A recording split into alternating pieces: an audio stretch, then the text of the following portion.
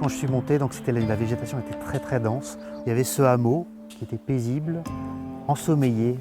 Et quasi immédiatement, je suis tombé amoureux du site.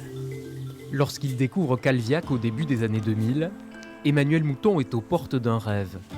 Une utopie zoologique issue de son esprit de petit enfant. Ça, c'est un des plans que j'avais fait quand j'étais au collège ou au lycée.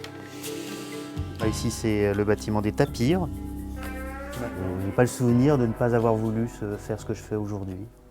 Faire un zoo, un rêve si fort qu'il contacte à 9 ans l'une des figures en la matière, Jacques Bouillot.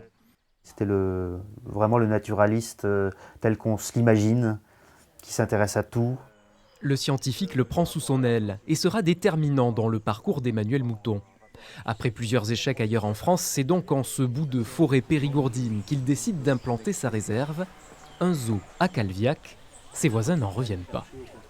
Ils allaient avoir un nouveau voisin et surtout 2 nouveaux voisins avec de nombreux animaux.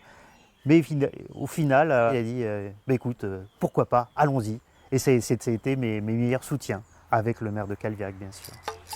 Aujourd'hui, la réserve de Calviac accueille 45 000 visiteurs par an et concentre son activité sur la préservation des espèces menacées, comme le vison, le tapir ou les lémuriens. Bain de soleil. La structure, à but non lucratif, est engagée dans plusieurs projets de conservation.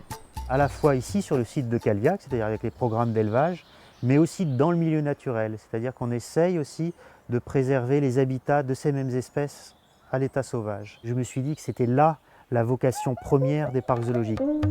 Une philosophie qui traverse les pages de L'Arche sur la colline, le livre qu'Emmanuel Mouton a écrit pour raconter la création de sa réserve, un ouvrage à la fois témoignage et ode à la biodiversité.